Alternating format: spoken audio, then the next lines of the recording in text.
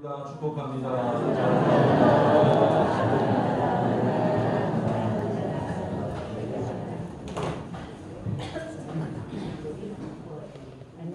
매 주일이 다 중요하지만 오늘 이 귀한 함께 예배드릴 수 있게 하여 주신 하나님의 감사하고 영광을 돌립니다. 중국이 오래전에 만들었던 세 가지 발명품이 있습니다. 그 나라가 자랑하는 세 가지 발명품은 이 종이와 화약과 나침반이라고 부르는데 세계적으로 많은 영향력을 미쳤죠. 특히 나침반은 11세기 말 송나라 말기에 발명이 되었는데 12세기 초에 실용화되어지고 또 유럽으로 건너가서는 참 많은 곳에 특히 항해하는 기술에 많이 도입이 되었던 것을 보게 됩니다. 나침반은 동서남북 내가 가고자 하는 방향을 정확하게 가르쳐주는 그런 귀한 도구로서 항해에 큰 도움을 주게 됩니다. 여러분 중에 혹시 밤바다에 나가보신 분 계신지 모르겠어요. 물론 바닷가에 서서 찰랑찰랑거리 바닷소리 듣는 거 말고 파도소리 듣는 거 말고 배를 타고 한번 깊은 바다까지 한번 나가보신 적이 있는지 모르겠네요. 저 멀리 마을에 불빛이 보이고 등대 불빛이라도 보이면 조금 안심이 되지만 초보자인 경우에는 더 깊은 바다, 아무것도 보이지 않는 칠흑같이 어두운 바다로 들어가게 되면 고기잡이는 둘째치고 아마 불안한 마음이 더 크게 될 것입니다. 우리가 과연 어디 있는 건지, 이 바다인지 어딘지 아마 큰 두려움이 몰려오게 될 것입니다. 나침반이 어떤 시절에는 오로지 별을 보고 찾아다녔는데 북극성을 보고 방향을 감지하였습니다. 그러기에 행여 구름이 잔뜩 껴있다든지 폭풍이라도 몰려오게 되면 그야말로 앞뒤 방향도 모르고 헤매게 되는 경우가 다반사였죠. 나침반 같은 이 방향을 알려줄 수 있는 도구가 없던 시절에는 그래서 큰 대양에서 운항하기가 그만큼 힘들었던 것입니다. 방향을 아니까 큰 바다에서도 배가 항로를 찾을 수가 있는 것이고 저 하늘 위에서도 비행기가 자기 길을 찾아갈 수가 있는 것입니다. 우리가 복음을 듣고 예수를 믿는 것에도 마찬가지라고 생각되어집니다. 순서를 따지면 예수를 모르고 있다가 예수를 믿고 교회에 나오게 되었습니다. 예수를 믿겠다고 이제 결심을 하였습니다. 다짐하였습니다. 그런데 그 다음 우리가 가야 될 방향을 잘 알지 못한다면 어떤 일이 벌어지느냐? 1절 말씀에 나오는 것처럼 아무 곳으로나 흘러 떠내려갈 수 있는 그런 가능성이 있다는 것을 알아야 할 것입니다. 예수를 믿었어요. 교회는 등록을 했습니다. 한번 잘해보야지라고 생각을 했지만 어떤 그런 분명한 방향이 없으면 바람 따라 흔들리는 그런 옛사람의 모습으로 또다시 전락해 버릴 수가 있다는 것입니다. 그러므로 오늘 말씀은 교훈합니다. 우리는 들은 것에 더욱 유념함으로 우리가 흘러 떠내려가지 않도록 함이 마땅하다라고 말씀하고 있습니다. 예수를 믿고 교회 다니기 시작하였으면 바람 따라 정처 없이 흘러다니는 그런 인생이 되지 않도록 스스로 붙잡을 수 있는 것을 붙잡아야 할 것이며 그 목표와 목적을 향해서 달려나가야 될 줄로 분명히 믿습니다. 예수님이 이 땅에 오시기 전, 즉 구약시대를 살아갔던 사람들이 살아가야 될 방향은 2절 말씀에 나오듯이 천사들을 통하여 하신 말씀이었습니다. 여기 표현대로 천사들을 통해서 주신 말씀은 옛 이스라엘 백성들에게 주어졌던 율법을 의미하고 있습니다. 이 율법은 하나님의 백성들이 어떻게 살아야 하는지를 알게 해주는 그런 규정이었습니다. 사람들로 하여금 범죄하지 않게 하고 또 율법에 순종함으로 공정한 보응을 받게 하려는 것이었습니다. 그래서 구약 성경에는 바리새인들이나 서기관들이 꼼꼼하게 한번 파악을 해보니까 이렇게 해라 또 혹은 이렇게 하지 말라라는 그런 규범적인 율법들이 613가지가 있다. 이렇게 밝혀놓고 있습니다. 그 모든 것을 다 지켜야만이 진정한 하나님의 사람으로 살아갈 수 있다.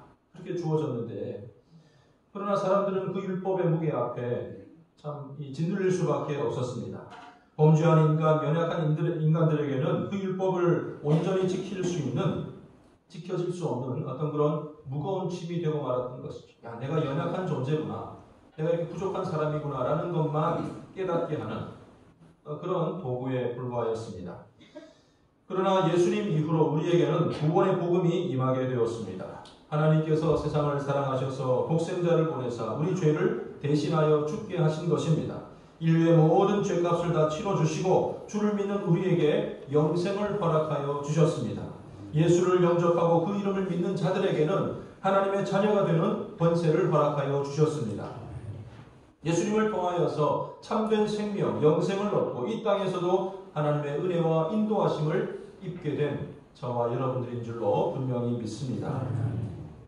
그래서 이 복음이, 이 구원의 복음이 우리의 이제는 삶의 목표가 되어져야 될 것이고 우리를 이끌고 가는 그런 목적이 되어야 할 것입니다. 구원의 복음, 예수님께서 주신 말씀들을 우리가 나침반으로 두고 살아가게 될 때에 우리는 더 이상 표류하지 않게 되는 것이며 옛 삶의 자리로 흘러 떠내려가지 않을 수가 있다는 것입니다. 바꿔 말하면 하나님께서 원하시는 완전하고 의로운 삶의 자리에 조금 더 가까이 나아갈 수 있게 될 것입니다. 구원의 복음을 앞에 두고 그것을 바라보고 살아가면 실패하지 않는 인생을 살 수 있게 될 것이지만 많은 사람들 가운데서는 그것을 진심으로 바라보고 따라가는 사람이 있는가 하면 때로는 그것을 등한히 여기는 사람들이 있다. 3절 말씀 우리가 이같이 큰 구원을 등한히 여기면 이렇게 말하고 있듯이 구원의 소식을 달갑지 않게 생각하고 무시하는 사람들입니다. 어떤 사람들은 그 소식을 들었지만 거기에 대해서 진지하게 경청하지 못하고 온전히 이해하지 못하는 그런 수도 있습니다. 또 어떤 사람들은 그것을 일시적으로 받아들이고 참 기쁨으로 받아들였지만은 일정한 시간이 지난 후에, 세월이 지난 후에도 넘어질 수가 있다는 말씀입니다.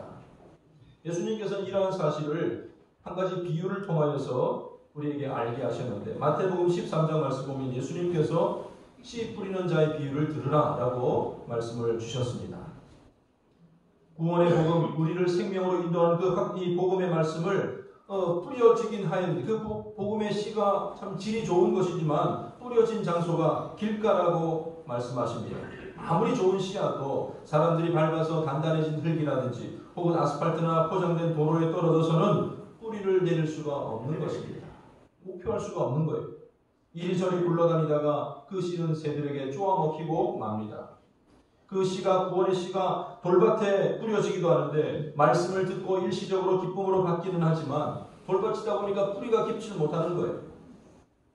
뜨거운 해 아래서 금방 말라버린다든지 또 환란이나 박해가 일어날 때에 그것은 넘어지고 맙니다. 가시떨기에 씨가 뿌려질 수도 있습니다. 복음을 받아들이고 또 듣고 잘 자라가지만 결국에는 나중에 이르러서는 이 세상의 염려와 재물의 유혹 때문에 말씀이 막혀서 결실하지 못한다는 것을 뜻합니다. 그 구원의 복음이 좋은 땅에 떨어질 수도 있는데 이것은 말씀을 듣고 깨닫는 사람을 뜻하는 바입니다. 복음의 말씀이 그의 나침판이 되고 그의 목표가 됩니다. 그는 믿음의 결실을 맺어서 30배, 60배, 100배의 결실을 하게 됩니다. 목표가 분명한 그런 삶을 살아가게 되고 하나님이 주신 놀라운 복을 경험하는 삶이 된다는 말씀입니다. 오늘 여기 앉아 계신 여러분 모두는 예수 그리스도의 복음을 들은 사람들입니다. 예수님을 믿어 영접하면 구원을 받고 영생의 생명을 받게 된다는 것도 우리는 다 들었습니다. 알고 있습니다. 그 구원에 합당한 삶으로 우리가 일관되게 살아가고 흔들림 없는 신앙을 잘 소유하기 위해서는 그리고 마침내 하나님께 칭찬받기 위한 인생이 되기 위해서는 우리는 한시도 그 복음에 대해서 눈길을 돌려서는 안 되는 것입니다. 복음, 주님의 말씀에 우리는 주목하며 살아가야 할 것입니다. 인생의 나침반의 한순간도 눈을 떼어서는 안 됩니다. 주의 복음의 씨앗이 내 마음속 깊은 곳에 뿌리 내릴 수 있도록 좋은 밭이 되어야 하는 것입니다.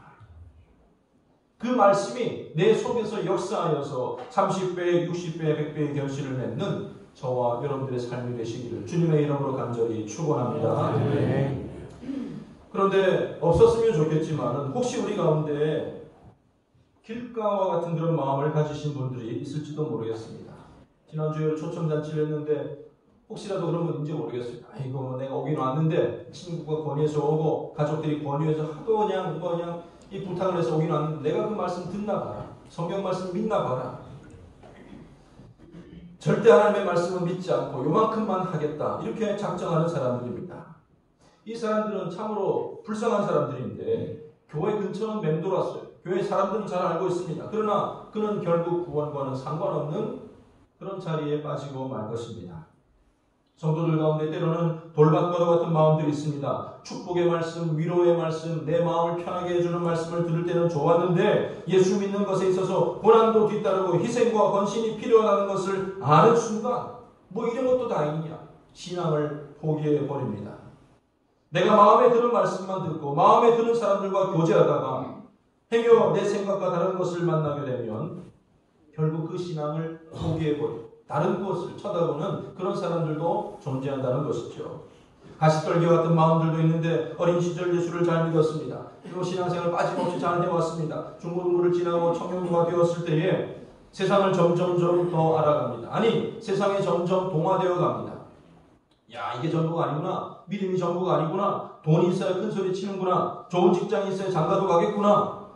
일주일 내내 가게 문 열어도 돈을 벌까 말까 한데 어떻게 주의를 지킬 수가 있겠느냐.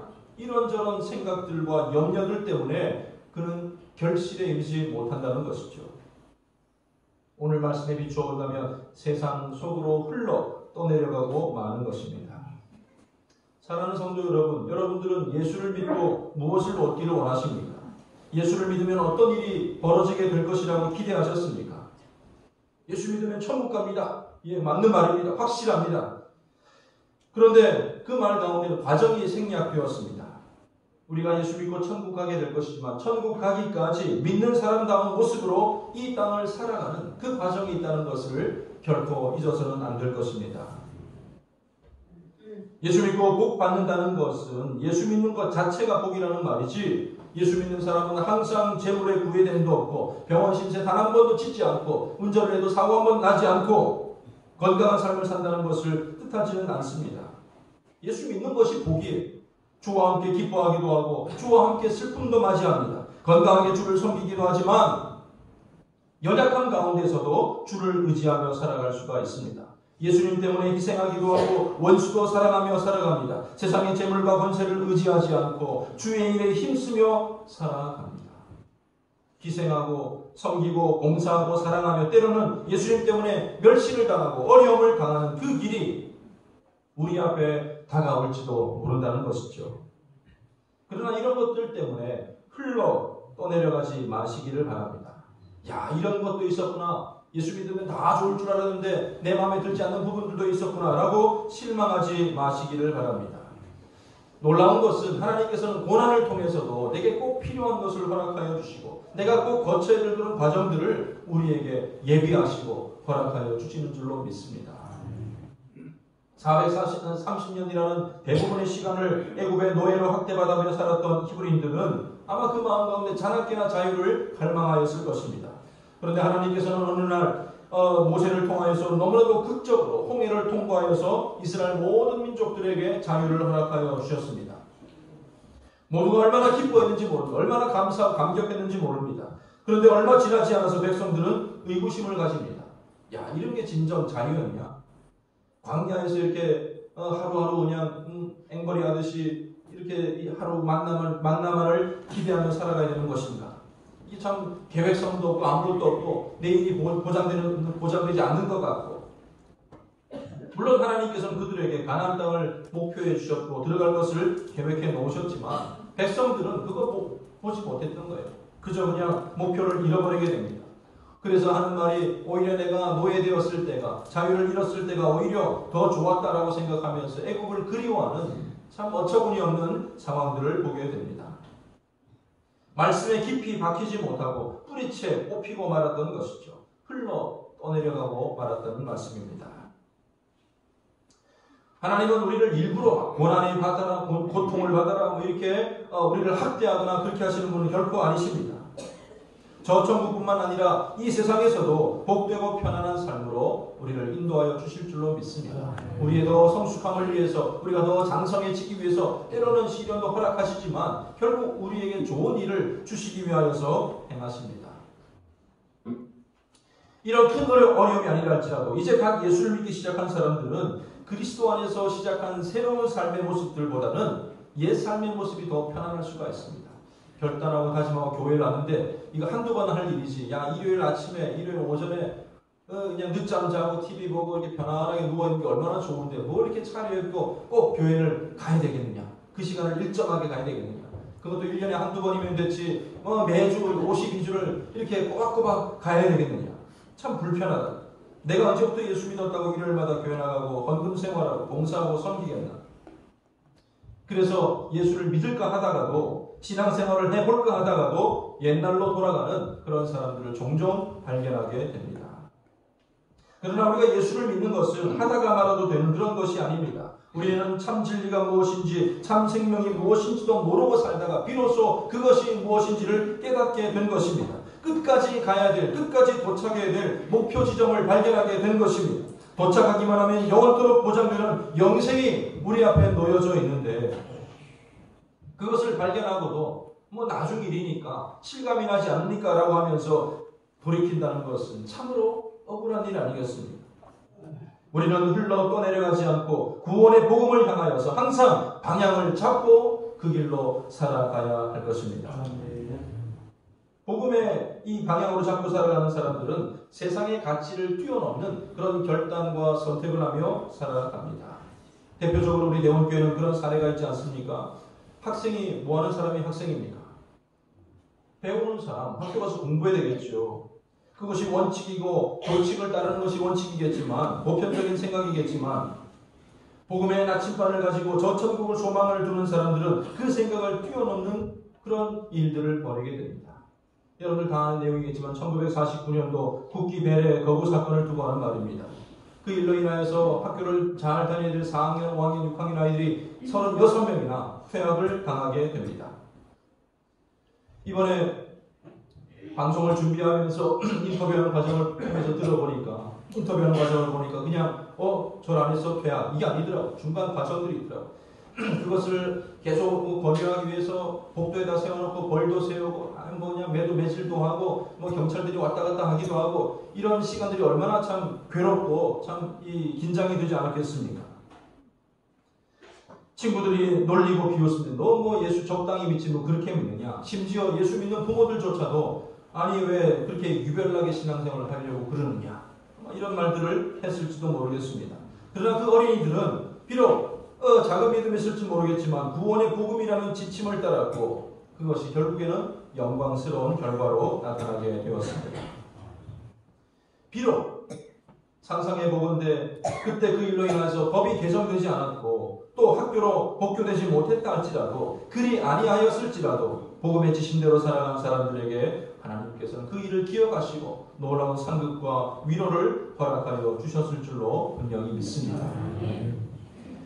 우리는 이 사건을 너무나도 잘 알기 때문에 가끔 기억하시겠지만 한국교회 성도들 중에서 이 사건을 모르는 분들이 많아서 특별히 이걸 내용을 알고 CTS 방송국에서 촬영을 했고 또 그저께 이 방송으로 전국적으로 다 나가게 되었습니다. 다 아는 내용이지만 제3자 입장에서 이 방송을 보니까요 또 내용이 남다르더라고요. 우리의 이야기인데 방송국에서 그 스토리를 일목요연하게 잘 정리해 준 것 같아서 너무나도 또 감동이 되고 그런 면들이 있었습니다. 그래서 예배 시간 좀 짧은 시간이지만 설교 후에 방송되었던 내용들을 대부분의 사람들은 다 보셨겠지만 혹시 못 보신 분들을 위해서 잠깐 이렇게 보여드리려고 하니까 이 내용을 참고하시기를 바랍니다. 사랑하는 성도 여러분, 예수를 믿는 우리는 돌아가서는 안 될 강을 이미 건너왔습니다. 더 이상 돌아가서는 안 됩니다. 이곳이 복되고 참된 생명이 있는 곳인데 이전의 죽음의 자리, 생명이 없는 그곳으로 넘어가서는 안 될 것입니다. 남은 생애를 살아갈 때에 하나님의 말씀의 약속들을 내 삶의 지침으로 삼아야 할 것입니다. 주께서 주신 구원의 복음을 나침반으로 삼아서 온전히 하나님께로 향할 수 있는 치우침이 없이 온전히 주께로 나아가는 저와 여러분들의 남은 생애가 되시기를 주님의 이름으로 간절히 축원합니다. 기도하겠습니다. 하나님 아버지 은혜를 감사드립니다. 어둠 가운데 죄악 가운데 죽음 가운데 있던 저희들을 불러주시고 하나님의 백성 삼아 주심을 감사드립니다. 행여라도 아버지 하나님 우리가 그 옛삶의 자리로 흘러 떠내려가지 않도록 우리가 들은 것에도 또 유념할 수 있도록 도와주시고 복음의 말씀에 귀 기울일 수 있도록 도와주시고 하나님의 말씀을 따라서 우리의 삶을 계획하고 실천하고 뒤따라가는 순종하는 귀한 삶이 되게 하여 주시옵소서. 함께하여 주실 줄로 믿사오며 예수님의 이름으로 간절히 기도드립니다. 전국교회는 지금 이번 순서는 100년 이상의 역사를 가진 교회의 신앙의 유산을 조명해보는 신앙의 유산을 찾아서 시간입니다. CTS 수도권 본부에서 준비되었습니다. 수도권 본부 나와주세요. 네, 안녕하세요. 수도권 본부 구유환입니다. 저는 지금 경기도 파주에 있는 대원교회에 나와 있습니다. 네, 대원교회 여기 보니까 10계명 신앙비가 보이는데 여기에 또 학생들의 사연이 있다고 들었습니다. 어떤 사연입니까? 네, 그렇습니다. 파주 대원교회는 내년이면 120주년을 맞이하는데요. 이곳엔 대원교회가 100주년을 기념해 세운 특별한 기념비가 있습니다. 바로 10계명 신앙비인데요. 이 비에 퇴학 처분을 당했던 36명의 학생들이라는 글귀가 새겨져 있습니다. 어떤 사연인지 지금으로부터 약 70년 전 그 아이들의 흔적을 만나러 함께 가보시겠습니다. 경기도 북서부에 있는 파주시 조리읍 대원리에는 120년의 역사를 간직한 대원교회가 있습니다. 언뜻 보기에는 여느 예배당 건물들과 다름없어 보이지만 마치 위아래 다른 옷을 입은 듯한 건축 양식을 가진 대원교회는 아주 특별한 이야기를 품고 있습니다.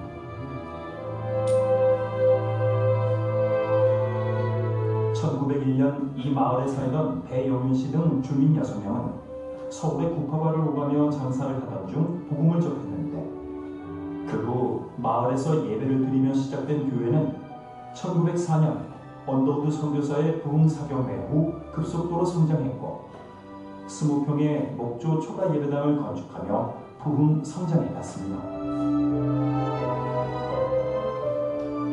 그러던 중 교회에 위기가 닥쳤는데 1949년 3월 봉일천 국민학생들 중 36명의 대원교회 주일학생들이 10계명의 제2계명을 지키겠다는 믿음으로 당시 국기 배례라 불리던 국기에 절하는 행위를 거부한 것입니다. 1949년도 학기가 시작하면서 전체 조회를 하는 상황 가운데 국기에 대한 배례를 하게 되었습니다. 그런데 학생들 생각으로는 우상 숭배, 제2계명을 떠올리게 되면서 이게 절을 하는 것이 맞는가라는 의구심을 가지게 되었고 그 일에 대해서 우리 교회 학생들이 거부를 하게 된 사건이 발생을 하게 됩니다. 이 사건으로 36명의 대원교회 주일학교 학생들은 퇴학을 당했고 당시 대원교회를 섬기던 최중의 목사도 경찰서를 드나들며 고초를 겪었는데 이에 대원교회 교인들은 합심해 기도했고 한 달 후 하나님이 하시는 일을 보게 됐습니다. 이 상황을 알게 된 이승만 대통령이 절하는 국기 배례 대신 오른손을 왼편 가슴에 올려놓는 방법으로 바꾼 것입니다. 그리고 퇴학 처분을 받았던 36명의 학생들은 다시 학교로 돌아가게 됐습니다. 당시 그 사건을 겪었던 학생을 찾아보는데 손님, 여기 나오겠어요. 안녕하세요. 국기 배례 사건 당시 봉일천 국민학교 3학년이던 이상구 집사는 당시 학생 중 유일하게 교회에 남아 계신 분으로 대원교회 주변에 위치한 집에 몇 대째 이어 살며 교회를 섬기고 계십니다. 나보다 진짜 이거는 공부할 사이가 없다. 나가셔라. 법대에 나가서 책상 거기다 가지고 마을에서 뭐 나이 나와가지고 선생님이 시킨 대로 주겠던데 주일학교 때 배운 대로 이제 배운 대로 그냥 그대로 한 거예요. 이 자식아 너 왜 국기에서 안 하냐고 얘기했지. 그때 알아서도 야 인마 나 저거 천국 가는 게 누가 천당에 좋은 데 가서 안 하는 거야.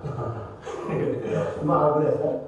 지금 선생님이 나한테 들어온 거야. 우리 이제 나이 먹으니까 어린 시절이지만 신앙을 잘 지키시고 수고 많으셨습니다. 그렇게 하십니다.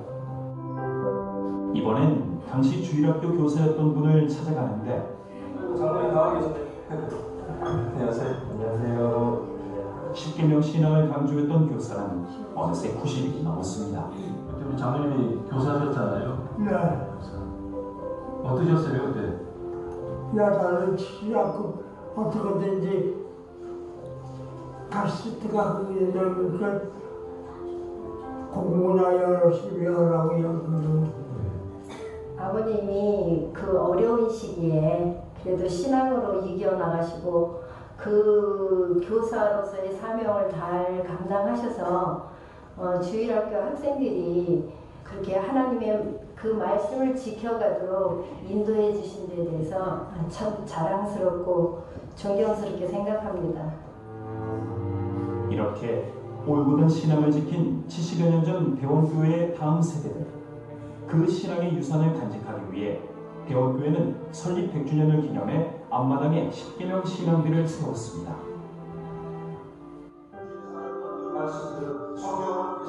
이러한 귀한 신앙의 유산을 뿌리로 둔 대원교회는 현재 다양한 사역으로 지역사회의 복음의 통로가 됨은 물론 70년 전 믿음의 선진들처럼 올곧은 신앙을 지키는 다음 세대를 복음 안에 세우고 있습니다. 2016년도 11월 달에 1, 2층 120평가량 교육관을 건축을 하고 그들이 자유롭게 예배드릴 수 있는 그런 공간을 이렇게 배려하도록 하였습니다. 그리고 각 부서별로 전문 사역자, 목사님들을 잘 이렇게 배치를 하여서 그들 세대 간에 맞는 예배와 또 찬양과 또 어떤 프로그램들을 통하여서 신앙으로 인도하고 있는 그런 과정 가운데 있습니다. 지난 9월 29일 주일은 대원교회의 특별한 날이었습니다. 내년 120주년을 앞두고 어르신들부터 다음 세대까지 모두 하나 된 전교인 사진을 촬영하는 것인데 오래된 교회니까 진실하니까 100년이 넘었으니까 진실해서 서로 사랑이 많고 믿음도 좋고 우리 목사님도 훌륭하시고 얼마나 좋은데요. 다 가족 같다 보니까 이제 소외되는 사람 없이 다 챙겨주고 그런 점이 가장 이제 큰 교회의 가장 장점이라고 생각을 해요. 이제 역사만 자랑하면 안 되니까 우리 선조들이 이렇게 국기 변해 때 지켰던 그 신앙 우리 다시 물려받자 그래요. 역사만큼 우리가 성숙해졌으면 좋겠고요. 두려움 없이 신앙에 위배된 행위를 거부한 믿음의 선진들. 이러한 귀한 신앙의 유산을 이어가는 파주 대원교회는 오늘도 올바른 신앙을 지키고 믿음 안에 다음 세대를 품으며 아름다운 신앙의 유산을 이어가는 교회로 나아가고 있습니다.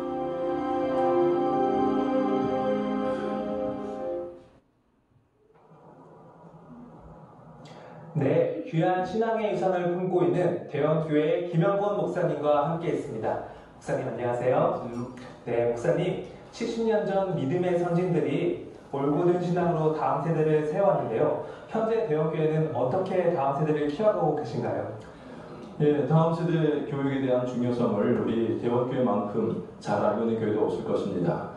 이제는 이 지역이 젊은이들이 떠난 연로하신 분들이 참 많은 그런 지역이지만 저희 교회는 이 유치부부터 청년부까지 전담 목회자들을 다 배치하였고 또 이곳에 없는 젊은이들을 모으기 위해서 다양한 문화활동이나 스포츠를 통해서 젊은이들과 함께 하고 있습니다. 그리고 2016년도에는 그들을 위한 교육관을 모든 성도들이 힘을 모아 지어서 지금 예배를 드리고 있는 과정 가운데 있습니다. 네, 그 예배당 모습이 좀 특이한데요. 위아래가 다른데 왜 그런 건가요? 저희 교회는 이 자리에 과거부터 목조 초가 예배당이 있었지만 전쟁 통해 모든 것이 다 전소되고 말았습니다. 전쟁이 끝난 후에 1953년도 미군들 수송부대와 또 공병대의 도움을 받아서 이 자리에 1층 석조 예배당을 건축하게 되었습니다. 그리고 그 후로 또 더 넓은 공간이 필요하게 되자 이곳에 기존 건물 위에 2층을 올리다 보니까 1층과 2층이 각각 다른 모양으로 자리하게 되었습니다. 특히 앞으로 120주년을 기준점으로 대원교회는 어떤 비전을 갖고 계신가요? 저희 교회는 120년의 세월을 그저 지나온 것이 아닙니다. 초대 신앙을 복음을 받아들였던 6명의 개척자들이 있었고 또 원더우드 선교사님이 이곳에 오셔서 부흥 집회를 가지기도 하였습니다. 국기별에 이 초등학생들의 거부하였던 그 사건도 있었고 또 전쟁으로 인하여서 폐허가 된 이 자리에 아름다운 성전이 건축되는 놀라운 경험도 하였습니다. 이제 앞으로 우리 교회는 신앙의 3대, 4대 혹은 그 이상을 넘어서 건강하고 아름다운 믿음의 가정들이 생겨나기를 원하며 또 그것을 위해서 힘쓰고 애쓰고 기존의 신앙의 선배들을 본받고 또 다음 세대를 위해서 과감하게 또 투자하고 잘 교육하는 그런 비전으로 걸어가고자 합니다. 네, 목사님 감사합니다. 네, 올바른 신앙과 믿음을 지켜온 대원교회, 그 신앙의 전통이 다음 세대에게 잘 이어가도록 기도하겠습니다. 지금까지 수도권본부에서 전해드렸습니다. 스튜디오 나와주세요. 네, 대원